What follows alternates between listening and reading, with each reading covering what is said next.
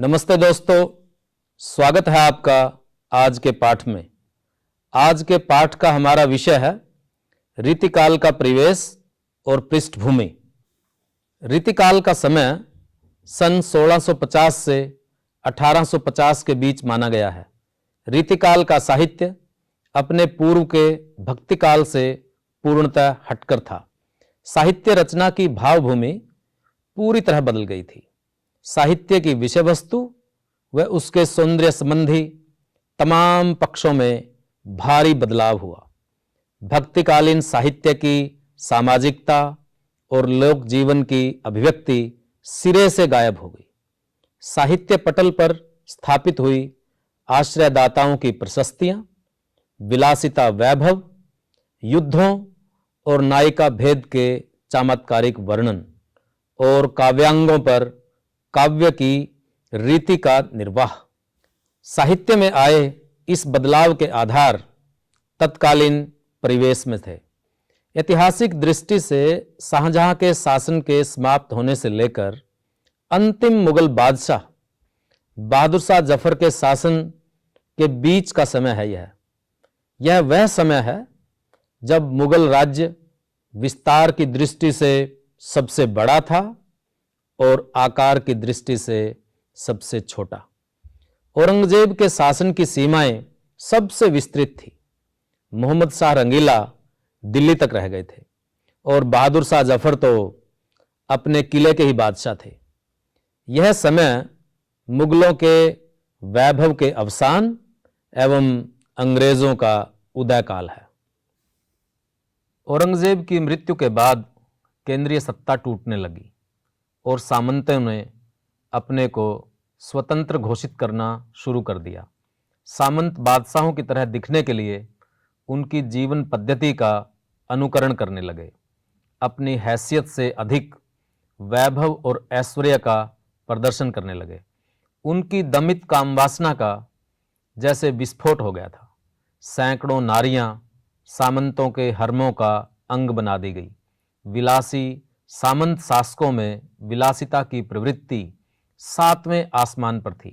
रसिकता शासकों का प्रमुख गुण हो गया था और नारी इसका उपकरण। सुरा सुंदरी में डूबे रहने के उपक्रम करते रहना सामंती शासकों का जीवन लक्ष्य हो गया था। नारी भोग की वस्तु में तब्दील हो गई थी। विलास उपकरणों का संग्रह तथा सुरा सुराही की साधना ही सामंतों का नित्य कर्म बन चुका था। शासन तंत्र निरंकुश और शोषणकारी हो गया था। अपने वैभव को बनाए रखने के लिए प्रजा को ही लूटता था। विलासिता में डूबे राजाओं को देखते हुए अहमद शाह अब्दाली और नादिर शाह जैसे लुटेरों ने आक्रमण कर दिए। अंग्रेजों का शासन भी स्थापित हो गया। सामाजिक दृष्टि से यह घोर पतन का युग था। सामंतवादी शक्तियों का वर्चस्व था, जिसका असर प्रत्यक्ष अप्रत्यक्ष तौर पर आम जन पर पड़ रहा था। इस सामंतवादी व्यवस्था का केंद्र बिंदु बादशाह या उसके मनसबदार अमीर उमरा थे। सत्तासीन लोग अपने से उच्च लोगों को खुश करने और निम्न वर्ग का शोषण में ही अपने जीवन की सफलता मानते थे। इस काल में समाज के हर पक्ष पर सामंती संस्कृति का व्यापक प्रभाव था। जमींदार सबसे शक्तिशाली वर्ग था। जमीन की पैदावार, लगान का निर्धारण और उसे वसूलने का कार्य जमींदार के हाथों में था। केंद्रीय शासन का जमींदार वर्ग पर नियंत्रण कम हो रहा था। ये कहना भी अनुचित नहीं है कि केंद्रीय शासन पूरी तरह उस पर निर्भर हो गया था।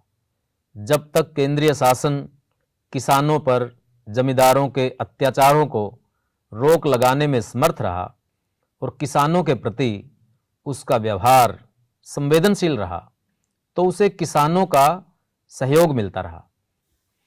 ज्यों ही केंद्रीय शासन जमींदारों की लगाम कसने में असमर्थ हुआ, तो किसानों ने भी सहयोग देना बंद कर दिया।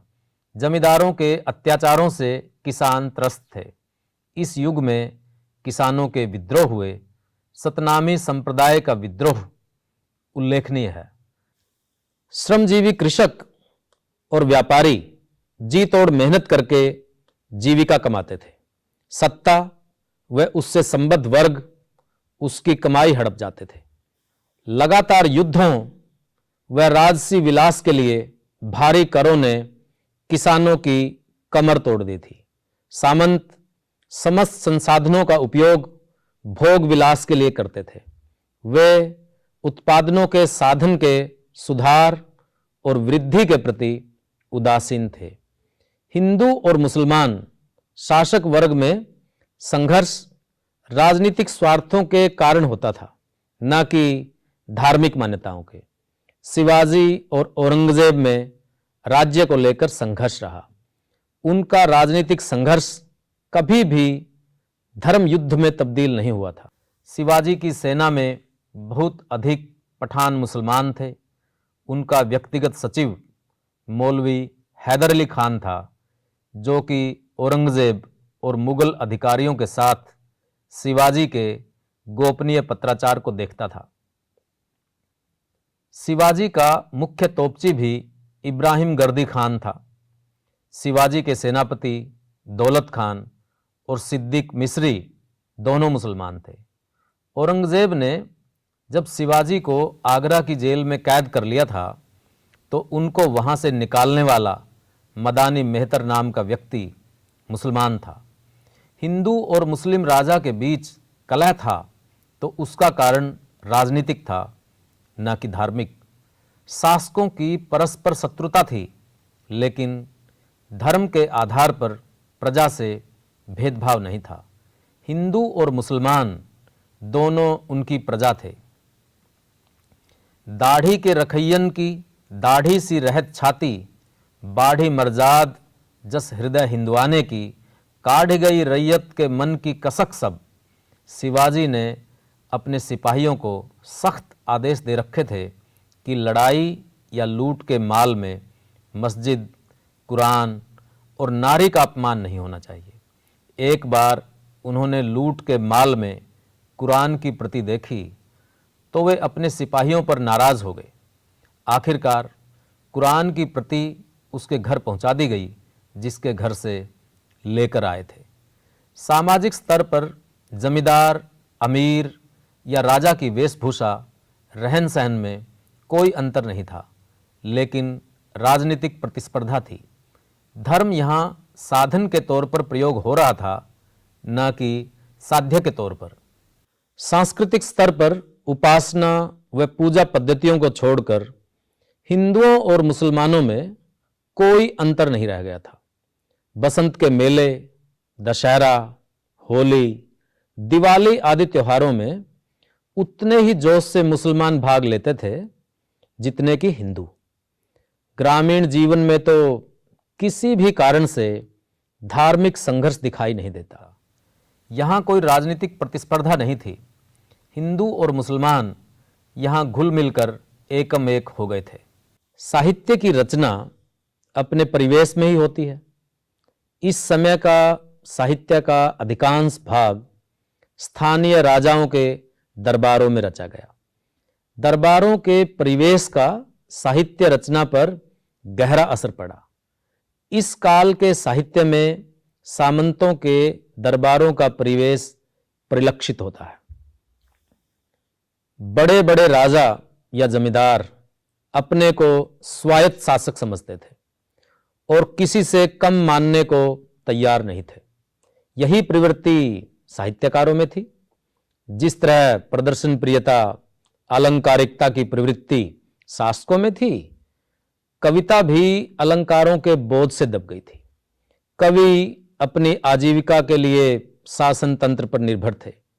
उनकी कला अपने आश्रयदाता की रुचि की दासी हो गई। रसिकता और विलासिता में ही शासकों का मन रुचता था। लोक जीवन के दुखों, तकलीफों, आशाओं, आकांक्षाओं को अपने साहित्य की विषय वस्तु न बनाकर राजाओं की रुचियों को साहित्य में स्थान दिया। पद्माकर ने राज दरबार के परिवेश का वर्णन करते हुए लिखा है, गुलगुली गिल में गलीचा है, गुनीजन है, चांदनी है, चिक है, चिरागन की माला हैं, कह पद्माकर जो गजक है गिजा हैं, सजी सेज हैं, सुराही हैं, सुरा है और प्याली हैं। शिशिर के पाला को न व्यापत कसाला तिन हैं, जिनके अधीन एते उदित मसाला हैं। तान तुक ताला हैं, विनोद के रसाला हैं, सुबाला हैं, दुसाला हैं, विशाला चित्रशाला हैं। ऋतकाल के कवि देव ने भी राज दरबारों का वर्णन किया है। उससे भी यहाँ के परिवेश के बारे में सहज ही अनुमान हो जाएगा। साहिब अंध, मुसाहिब मूक, सभा बहरी, रंग रीझ को माच्यो, भूल्यो तहाँ भटक्यो भट ओघट, बुढ़ीबे को कर्म न बाच्यो, भेष न सूझो कहो समझायो न, बतायो सुनो न कहा रुचि राच्यो। दरबारों का परिवेश काव्य पर हावी था। राज दरबार में एक तरफ तो कवियों के बीच आपसी प्रतिस्पर्धा थी, जिस कारण अपनी कविता में विद्वत्ता और शास्त्रीयता को दर्शाते थे। दूसरे दरबार का परिवेश और सामंतों की रुचियां थी। जो रसिक थे उनका मन श्रृंगार में रुचता था। यह परिवेश साहित्य रचना की दिशा तय कर रहा था। साहित्यिक भाषा के तौर पर उर्दू इसी दौरान विकसित हुई। शिक्षितों के लिए उर्दू साहित्य सृजन का मुख्य माध्यम बनी। इस समय के अधिकांश अमीर उमरा जमींदार शेर व शायरी को समझते थे और न समझने वालों को असभ्य माना जाता था। इसीलिए दरबारों में शायरों को संरक्षण दिया जाता था। काव्य कला, चित्रकला आदि कलाओं को इस युग में उचित संरक्षण मिला, जिसके कारण इनमें आया विकास। भारतीय साहित्य व संस्कृति में दिए जाने वाले योगदान की दृष्टि से महत्वपूर्ण है। मुगल वंश चित्रकला का प्रेमी था। बाबर और हुमायूं ने चित्रकारों को आश्रय दिया था और अकबर स्वयं एक चित्रकार था। उसने भारतीय और ईरानी चित्रकला के समन्वय का प्रयास किया, जो अकबर कला कहलाई। जहांगीर के स्वयं चित्रकार और चित्रकला के ज्ञाता होने के कारण उसने चित्रकला को विकसित करने में योगदान दिया। यद्यपि शाहजहां वास्तुकला का प्रेमी था, फिर भी उसके समय में चित्रकला को उचित आश्रय व प्रोत्साहन मिला था। स्थापत्य कला रीतिकाल से पूर्व अपने उत्कर्ष पर थी। अकबर के काल में फतेहपुर सीकरी व आगरा के किलों का निर्माण हुआ। शाहजहां ने स्थापत्य कला को प्रतिष्ठित करने में विशेष रुचि ली और दीवाने आम, दीवाने खास, जामा मस्जिद, मोती मस्जिद व ताजमहल का निर्माण करवाया। शाहजहां के पश्चात कला पतनोन्मुख होने लगी, क्योंकि औरंगजेब ने कला प्रेमी न होने के कारण इस कला को कोई प्रोत्साहन नहीं दिया। इसका प्रभाव यह पड़ा कि चित्रकार भिन्न भिन्न राज्यों में गए और स्थानीय जीवन से चित्रकला के जुड़ने से उसमें नई नई विषय वस्तु और शैलियाँ विकसित हुई। चंबा, भंसोली व अन्य पहाड़ी राज्यों में अनुपम चित्र मिले। रामधारी सिंह दिनकर ने रीतिकाल के परिवेश और उससे उपजी कविता के बारे में लिखा है कि रीतिकाल के कवियों की निंदा उस समाज की निंदा है जिसने उन्हें उत्पन्न किया था। कविता आकाश से नहीं टपकती, वह समकालीन समाज के भीतर से उत्पन्न होती है और उस पर उस समाज के रसिकों की रुचि की भी पूरी छाप होती है।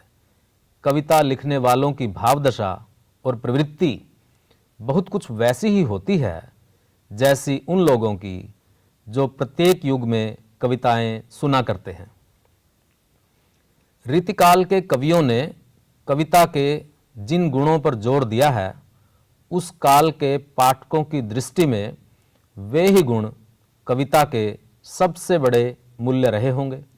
शब्दों की सजावट, यमक और श्लेष का चमत्कार, दूर की कौड़ी लाने वाली निगूढ़ कल्पनाएं, अतिशयोक्ति और हास्यवाद प्रशस्तियां, नारी के एक एक अंग को अनेक उपमाओं के दर्पण में अलग अलग दिखाने का आग्रह और प्रत्येक कवित्त एवं सवैये में पहली 3 पंक्तियों में जैसी तैसी तैयारी और उक्ति की सारी वेधकता को समेटकर चौथी पंक्ति में केंद्रित कर देने का प्रयत्न, ये सब बातें रीतिकाल के पाठकों को बहुत पसंद रही होंगी। अन्यथा हम उस काल के कवियों में कविता को इन गुणों से सजाने का इतना सचेष्ट प्रयास नहीं देखते। रीतिकाल के साहित्य की श्रृंगार प्रधानता व स्त्री के मांसल चित्रों के कारण खूब आलोचना हुई। रीतिकाल के कवि ठाकुर ने ही इस साहित्य के मूल चरित्र की तीखी आलोचना करते हुए एक पद लिखा, सीख लीनो मीन मृग खंजन कमल नैन, सीख लीनो जसो प्रताप को कहानो है, सीख लीनो कल्प वृक्ष कामधेनु चिंतामणि, सीख लीनो मेरु और कुबेर गुरु आनो है, ठाकुर कहत या की बड़ी है कठिन बात, या को नहीं भूल कहूँ बांधियत बानो है, ढेल सो बनाए आए मेलत सभा के बीच, कबित कीनो खेल करी जान्यो है। उनका कहना था कि कवियों ने लक्षण ग्रंथों से नेत्रों के लिए मीन, मृग, खंजन, कमल आदि उपमानों का प्रयोग सीख लिए हैं। काव्य रचना करना कठिन कार्य है। इन कवियों में इसकी योग्यता नहीं है। इन्होंने काव्य रचना को आसान काम और साधारण खेल समझा है। रीतिकाल पर अश्लीलता का आरोप लगाया गया। आचार्य महावीर प्रसाद द्विवेदी और आचार्य रामचंद्र शुक्ल ने तो इसे नालियों में बहा देने योग्य बताया। यह आरोप सही नहीं जचता, क्योंकि रीतिकाल के कवियों ने श्रृंगार रस के संयोग पक्ष का चित्रण किया है। श्रृंगार रस पर कविता लिखना किसी भी तरह से अश्लीलता की श्रेणी में नहीं आता। भारतीय साहित्य में नखशिख वर्णन, संयोग श्रृंगार के, स्त्री पुरुष के काम क्रीड़ा के चित्रों की परंपरा संस्कृत में रही है। ब्रह्मांड में सबसे सुंदर कृति मानव शरीर है। उसका वर्णन करना अश्लीलता की श्रेणी में रखना उचित नहीं है। यह नैतिक आग्रह और स्थूल दृष्टि का प्रभाव था कि इस साहित्य को इस तरह से पढ़ा गया। रीतिकाल के साहित्य पर जिस प्रश्न पर खूब विचार हुआ है वह है कवियों का आचार्यत्व। रीतिकाल के साहित्य में रीति केंद्र में है। रीति से अभिप्राय है रस, अलंकार आदि काव्य के अंगों को काव्य रचना का विषय बनाकर काव्य में उसके लक्षण अथवा गुणों को स्पष्ट करना और उन लक्षणों अथवा गुणों की काव्य में सिद्धि करना। चूंकि ये कवि काव्य के सिद्धांतों पर कविता रचना करते हैं, इसलिए इन्हें आचार्य कवि भी कहा गया है। कवि कर्म का क्षेत्र काव्य सृजन है, तो आचार्य का काम काव्य सिद्धांत निरूपण। संस्कृत में सिद्धांत निर्माण का कार्य आचार्य करते थे, लेकिन रीतिकालीन दरबारों के विशेषज्ञता, बहुज्ञता के पांडित्य प्रदर्शन के प्रतिस्पर्धात्मक परिवेश में आचार्य का कार्य भी कवि कर रहे थे। रीतिकाल का दरबारी परिवेश गंभीर मंथन के अनुकूल नहीं था, बल्कि वहाँ केवल पांडित्य प्रदर्शन का बोलबाला था। इसलिए रीतिकाल के आचार्य कवियों ने मौलिक काव्य सिद्धांतों की स्थापना नहीं की। संस्कृत काव्य शास्त्र के अनुसार जो काव्य के लक्षण बताए गए हैं और उन लक्षणों को अपनी भाषा में अनुवाद के रूप में कविता रचना कर दी। संस्कृत भाषा में काव्य शास्त्र और श्रृंगार साहित्य की समृद्ध परंपरा थी। संस्कृत के रसमंजरी, रस तरंगिनी, साहित्य दर्पण, ध्वन्यालोक, काव्यादर्श ग्रंथों ने रीतिकाल में हिंदी कविता को व्यापक तौर पर प्रभावित किया। दरबारी परिवेश में संस्कृत के विचारशील आचार्यों से प्रेरणा लेकर कुछ नया करने का अवसर न था। इसलिए कलाबाजी और चमत्कार प्रदर्शन की परंपरा से अपना नाता जोड़ा।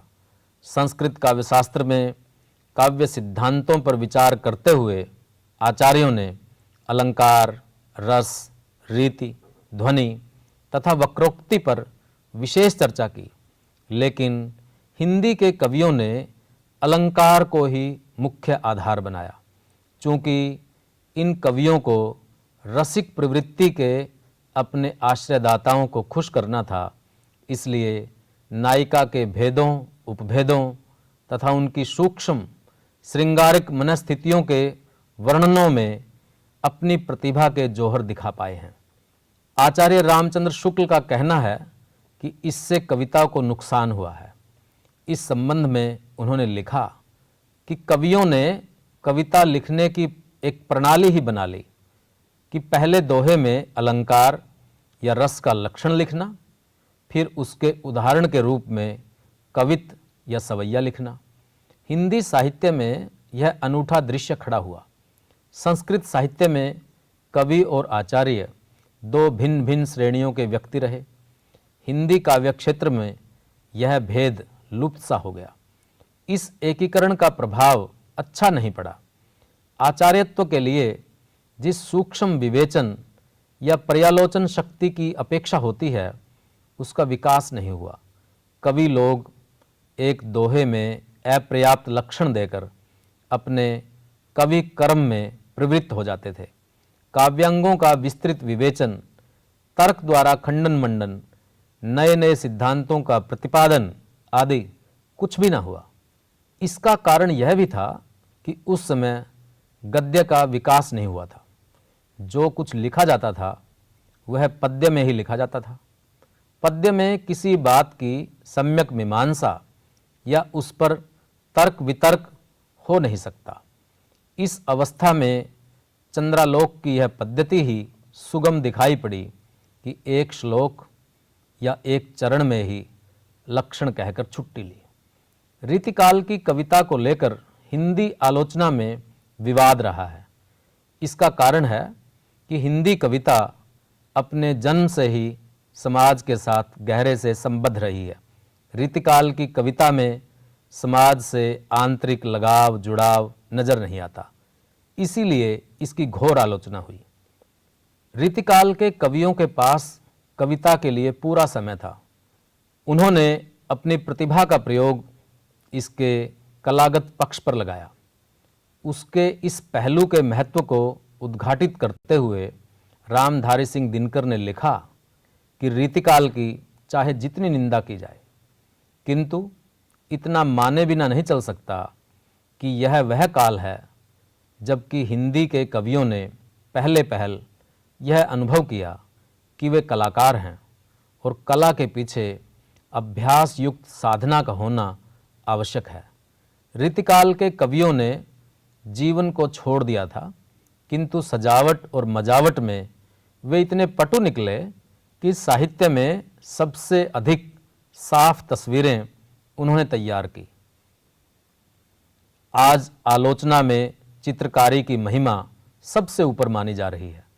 अगर यही कसौटी रीतिकाल पर लगाएं तो रीतिकाल हिंदी का बहुत ही सफल काल समझा जाएगा। कला जीवन के लिए अथवा कला कला के लिए विषय पर आधुनिक समय में साहित्य जगत में गंभीर मंथन हुआ है। रीतिकाल की अधिकांश कविता का तत्कालीन बृहत्तर सामाजिक जीवन से कोई जुड़ाव नहीं रहा, लेकिन यह भी सत्य है कि जीवन के बीच लिखी कविता की मात्रा भी कम नहीं है।